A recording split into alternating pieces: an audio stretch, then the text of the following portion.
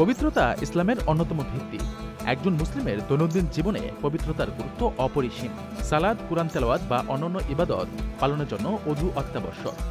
কিন্তু কিছু বিষয় আছে যা আমাদের মনে প্রশ্ন জাগায়, যেমন উটের মাংস খেলে কি অজু ভেঙে যায়?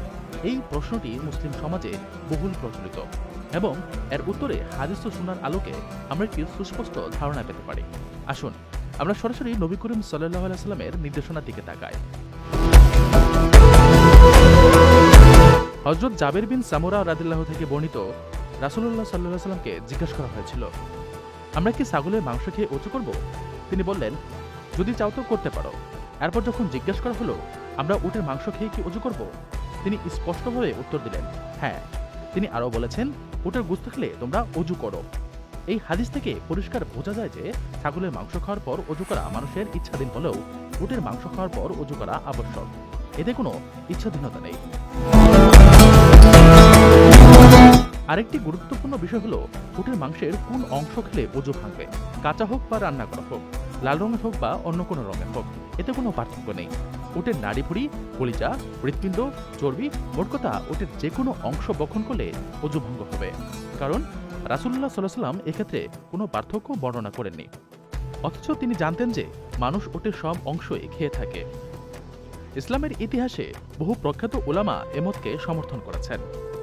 ইমাম আহমদ বিন হাম্বল রহিমাহুল্লাহ, হযরত ইয়াহইয়া বিন ইয়াহইয়া, আবু বকর বিন মুনজির, ইবনে খুজাইমা, ইমাম বায়াকি রহিমাহুল্লাহ প্রমুখ সহ অসংখ্য মুহাদ্দিস ও সাহাবায়ে কেরাম রাদিয়াল্লাহু আনহু আজমাইন উটের গোশত খেলে অজু ভঙ্গ হওয়ার পক্ষে মত ব্যক্ত করেছেন। কিন্তু কেন উটের মাংস খেলে অজু করতে হয়? এর পেছনে কি কোনো বিশেষ কারণ রয়েছে? হযরত ইকরাশ রাদিয়াল্লাহু থেকে বর্ণিত একটি দীর্ঘ হাদিসের শেষ অংশে রাসূলুল্লাহ সাল্লাল্লাহু আলাইহি ওয়াসাল্লাম বলেছেন, উট শয়তান থেকে সৃষ্টি হয়েছে। অন্যত্র তিনি বলেছেন, প্রত্যেক উটের পৃষ্ঠে শয়তান থাকে, সুতরাং তোমরা তাতে আরোহণের সময় বিসমিল্লাহ বলো।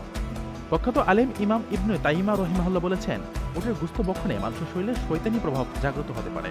এই প্রভাবকে বিনষ্ট করার জন্য রাসূলুল্লাহ সাল্লাল্লাহু আলাইহি ওয়াসাল্লাম অজুর নির্দেশ দিয়েছেন। অন্যদিকে শাইখ উসাইমিন রহিমাহুল্লাহ ব্যাখ্যা করেছেন, উটের গোশত দেহে স্নায়বিক চাপ বৃদ্ধি করে এবং অজু করার মাধ্যমে তা হ্রাসপ্রাপ্ত হয়।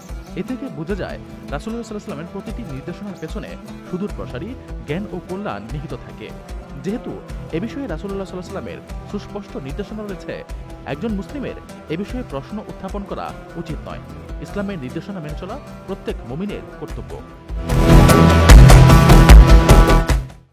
আপনার স্বপ্নগুলো আকাশ ছুবে প্রবাসীর হেলিকপ্টারের মাধ্যমে। বিয়ে, জন্মদিন অথবা যে কোনো বিশেষ প্রয়োজনে হেলিকপ্টার ভাড়া করতে যোগাযোগ করুন স্ক্রিনে দেয়া নাম্বারে। প্রবাসীর হেলিকপ্টার, নিরাপদ ও সাশ্রয়ী বাহনের বিশ্বস্ত নাম।